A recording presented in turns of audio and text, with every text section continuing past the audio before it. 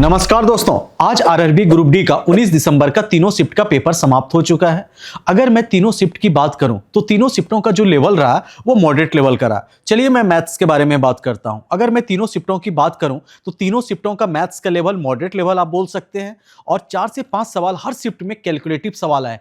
थोड़ा सा डेटा को कैलकुलेटिव किया गया है जिसमें आंसर जो आ रहे हैं पॉइंट्स में आ रहे हैं। उसके बाद जो अर्थमेटिक से ज्यादा सवाल पूछे जा रहे हैं, हर शिफ्ट में 19 से 20 सवाल अर्थमेटिक के पूछे जा रहे हैं, 5 से 6 सवाल आपके एडवांस मैथ से पूछे जा रहे हैं। और सबसे बड़ी बात है कि अर्थमेटिक में सबसे ज्यादा सवाल प्रॉफिट एंड लॉस से पूछे जा रहे हैं। हर एक शिफ्ट में 3 से 4 सवाल, सीआईएसआई से 2 से 3 सवाल, दोनों चैप्टर इंक्लूड करके।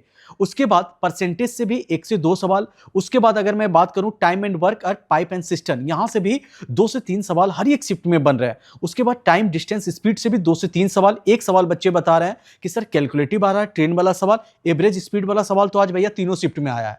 उनके बाद यहां पे सबसे बड़ी बात जो होती है मिक्सचर एलिगेशन से एक शिफ्ट में आया, 2 शिफ्ट में नहीं आया। उसके बाद रेशियो एंड प्रोपोर्शन से हर शिफ्ट में 2 से 3 सवाल पूछे जा रहे हैं। उसके बाद एडवांस मैथ्स में मेंसुरेशन से 1 सवाल, ज्योमेट्री से 1 सवाल, ट्रिग्नोमेट्री से 1 सवाल और हाइट एंड डिस्टेंस से भी 1 सवाल पूछा जा रहा है। और अलजेब्रा से 2 सवाल, एक क्वाड्रेटिक इक्वेशंस वाला भी सवाल पूछा जा रहा है। उसके बाद एक नॉर्मल सवाल पूछे जा रहा है, वही x + 1/x का वैल्यू दे दिया है आपसे, x³ + 1/x³ का वैल्यू क्या होगा, इस तरह का सवाल हर एक शिफ्ट में पूछे जा रहे हैं। उसके बाद यहां पे सांख्यिकी से भी एक सवाल आपके पूछे जा रहे हैं हर शिफ्ट में।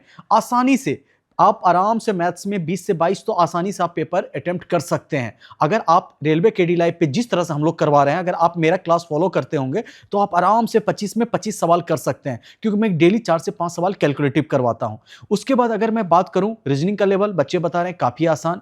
साइंस का भी लेवल मॉडरेट लेवल का रहा है। उसके बाद जीए वाले लेवल की बात करूं तो करंट के ज्यादा सवाल पूछे गए हैं। और बाकी आपका आज पॉलिटी से भी 1 से 2 सवाल दिखने को मिला, हिस्ट्री से भी 1 से 2 सवाल। उसके बाद इकोनॉमिक्स से पहले वाले शिफ्ट में बच्चे बता रहे हैं 1 सवाल मिला, दूसरे तीसरे में नहीं मिला। ज्योग्राफी से तीनों शिफ्ट में 1-1 सवाल दिखने को मिला। तो ये ओवरऑल पेपर आपका मॉडरेट लेवल का रहा। तो आप लोग कमेंट बॉक्स में बताइए आज जिनका भी पेपर था कैसा रहा आप लोगों का पेपर, और आगामी शिफ्टों में कब है आपका पेपर। धन्यवाद।